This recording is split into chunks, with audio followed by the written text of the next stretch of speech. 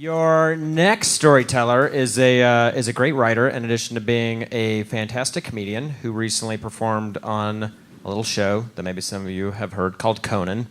Please welcome Adam Cayton Holland.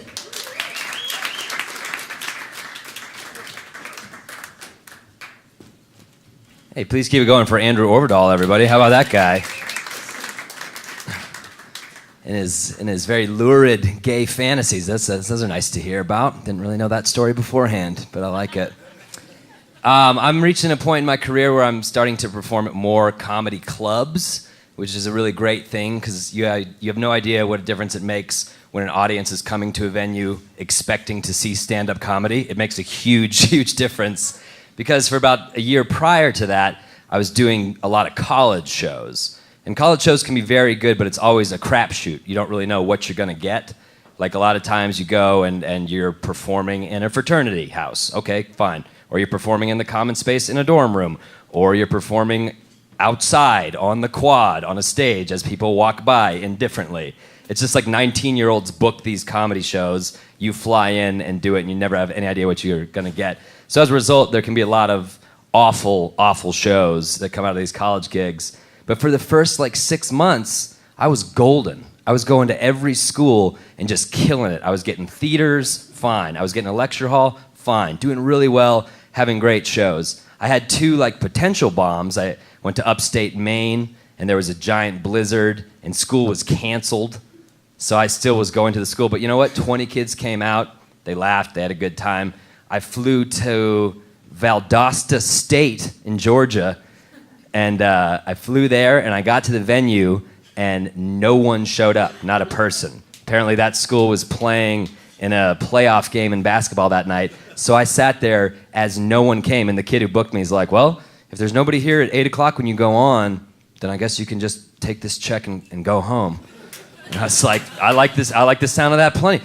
But it was really funny, because right 2 minutes before the show started, two girls walked up, and I was like, oh, Christ, please do not make me perform for two girls for an hour.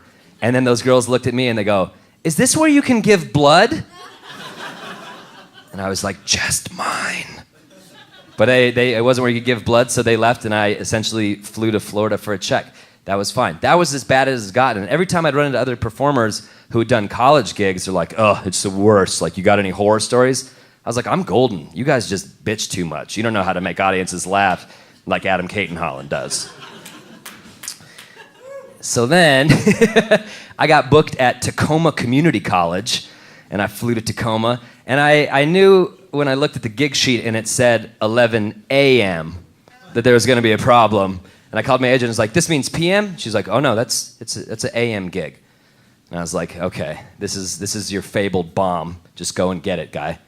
So I went to this show, and this was a community college, which meant that there was no students that lived on that campus. They were all just kind of students that were going there to get their degrees after so many years out of school, or for whatever reason, just very business-like. This was during their reading week, and they decided, hey, let's have some entertainment for the kids, to get a little bit of rest because they're studying so hard.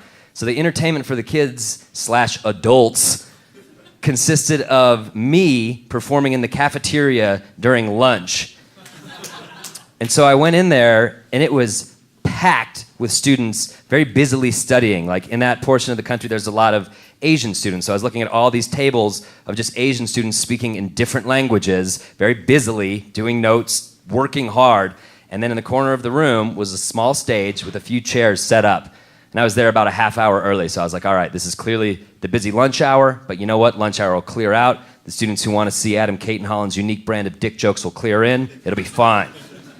And so they put me in the green room, which was literally a closet full of supplies, just extra, just industrial-sized coffee and cereal and condiments. And I was sitting there, and it's you just have that impending, this is going to be a fucking disaster feeling. So I went to my phone, and I looked at the gig sheet just to see how much time I was supposed to do. And it said an hour and a half. Yeah, which is usually it's 45, an hour and a half.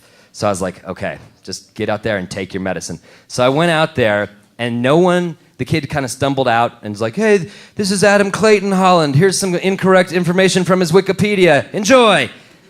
And I went out there as students just proceeded to study, order their lunch, just go about their day while I tried to yell at them into listening to my jokes. And there were about 3 or 4 kids in the front chairs here, the kids that had booked me.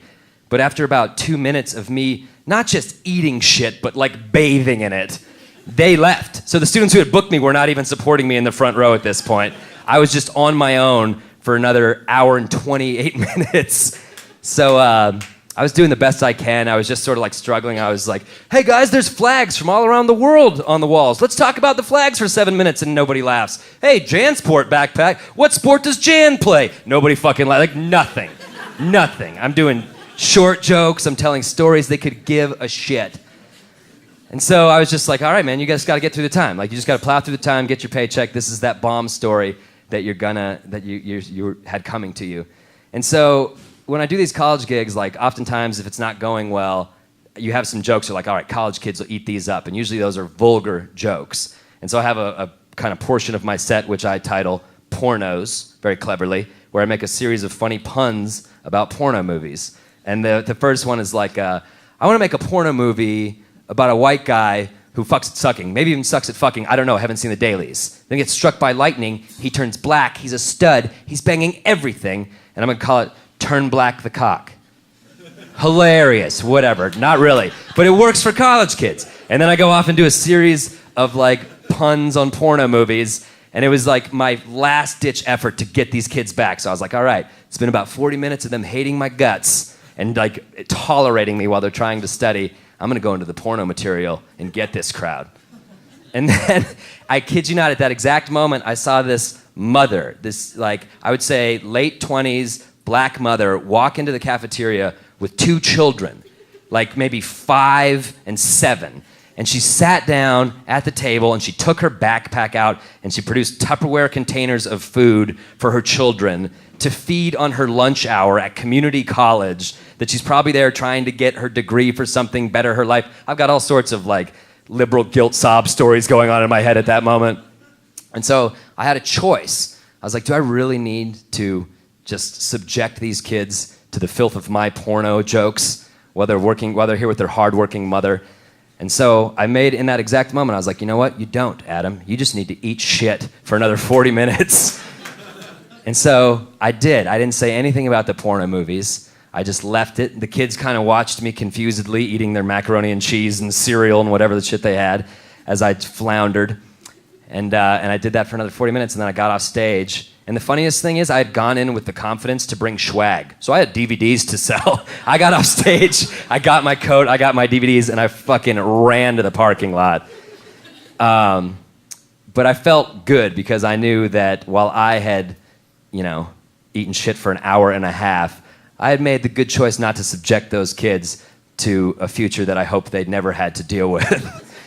And so I called my agent and I said, what the fuck? Like, why did you give me this gig? She's like, that's the worst thing I've ever heard. I'm never getting you that gig again. Last week she called me and she said, Tacoma Community College wants you back. And I said, no, thank you, because I play comedy clubs now. Hey, Andrew, do I have a minute for another one? Or, yeah? Is that cool? All right, so the one rule that my college agent imposed, I'm so glad to be done with colleges. That's why I want to get rid of these stories. She imposed this rule. She's like, never party with the students after the show. It can only lead to problems. Like, you're gonna fuck a student, you're gonna kill a student through drinking. Like, you will not get booked. Don't be a creep, dipshit. Don't party with 19-year-olds. Cool? 32-year-old man? Got it? Cool. But I did a gig at James Madison University in Virginia, and my cousin lives in Richmond, Virginia, and he's 22. And he's like, I got friends at James Madison. I'll come down, I'll meet you there, and then we'll hang out afterwards. So my cousin came to the show, and then he's like, my friends are having a party off campus. And I was like, fuck yeah, forbidden fruit. Like, I'm not going and partying with college kids. I'm partying with my cousin, college agent. Whatever happens, happens. So I went off with my cousin to this party, and in my head, I was like, I bet the whole school was probably at my show. I'm gonna go to this party and be like, king of James Madison University. They're gonna love me. And I got to that party, and every child there wanted not only had they not seen my show or given a shit because they were cool punk rockers at a house party, They like did not want anything to do with it. I was the creepy, bearded old guy just walking around like drinking Busch Light, trying to strike up conversations with kids. Hey, did you see that comic earlier? He was pretty funny, wasn't he? Like no one gave a shit.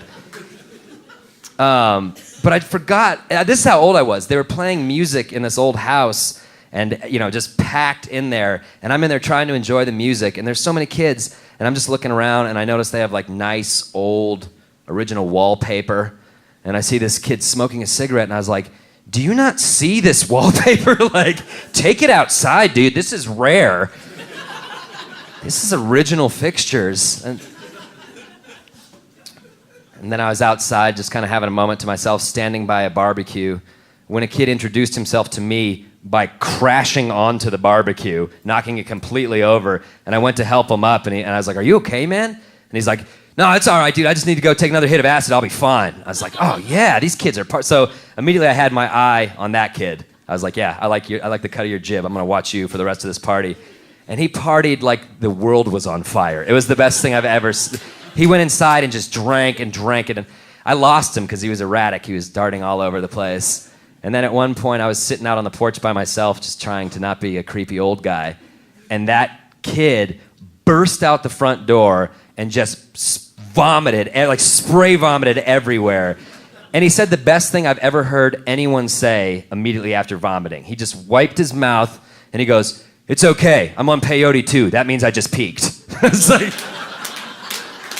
the best answer I've ever heard in my life. So if you're ever puking in a situation and embarrassed, just go with that. So I collected my cousin after that, and I was like, I need to get out of here. Like, this is not for me. We need to go. And I got my cousin, we went back to the hotel room, we got some to-go food, and we were sitting on a bed watching a movie, and I was like, this is what I need to be doing after a show, hanging out with my cousin, bonding. And then his friends texted him, and he's like, hey, Adam, do you mind if I go back out to the party? And I was like, you go, friend, you go.